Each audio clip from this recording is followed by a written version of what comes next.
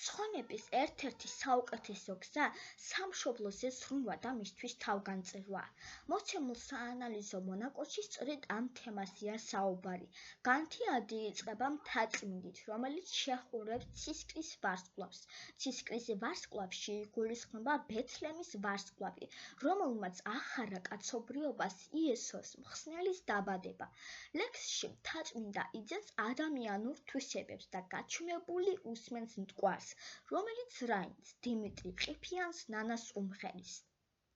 პოეტი საქართველოს ცას და მიწას ადარებს, ფირუზ და ზურმუხტს, რომელსაც შესწევს ძალა ნოსტალგიით და სულიერი მარტოობით დაავადებული ადამიანის განკურნვა.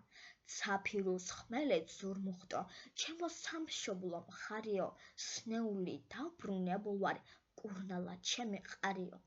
აბაკი სულიერად ამაღლებულია, რადგან ის დაბრუნდა სამშობლოში და ნახა თავისი მზე, მთვარე და ვარსკვლავები, რომელიც მხოლოდ მას ეკუთვნის. გოსანს კვლავ დაუბრუნდა ხალისი და სამშობლოს ნახვით გაბედნიერდა. ლექსის ლირიკული გმირი არის პატრიოტი და იგი სამშობლოსთვის თავგანწირულია. სანაცვლოდ კი მოითხოვს, რომ მისი მშობლიური მხარის კალთას არასდროს მოსცილდეს და საქართველოს ებედრება, რომ სამშობლოს მიწას მიებაროს. დღესდღეობით ეს თემა ძალიან აქტუალურია, მithumetes მაშინ, როდესაც საქართველოში სამშობლოსანვე პატრიოტულად განწყობილი ადამიანების რაოდენობა მცირეა, მაგრამ ეს პრობლემა მსოფლიოს თითქმის ყველა ქვეყანაშია.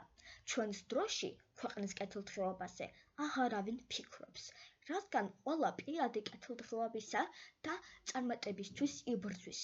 მიუხედავად ამ ყველაფრისა, მაინც არსებობენ ადამიანები, რომელთა მთავარი პრიორიტეტი სამშობლოზე ზრუნვაა. გაიხსენებ აგვისტოს ომისა და აფხაზეთის ომის მონაწილე ქართველ გმირებს. ახალგაზრდა ბიჭები საქართველოს თავისუფლების დაცვისათვის წავიდნენ ომში და ამის მისაღწევად სიცოცხლეც არ დაიშურეს. ასევე მეოთხე ქვეითი ბრიგადის 51 ბატალიონის სამხედრო მოსამსახურე, უმცროსი სერჟანტი გიორგი ანწუხელიძე 2008 წლის რუსეთ-საქართველოს ომის დროს გმირულად დაიღუპა. ის ტყვედ ჩავარდა, მაგრამ მიუხედავად დიდი წამებისა საქართველოს არ უღალატა და სახელოვანი სიკვდილი ამჯობინა ნაზრახ სიცოცხლეს. დასკვნის სახით შეიძლება ითქვას, რომ ადამიანი ბედნიერია სამშობლოში და მისი განთიადი და იმედი თვითონ სამშობლოა.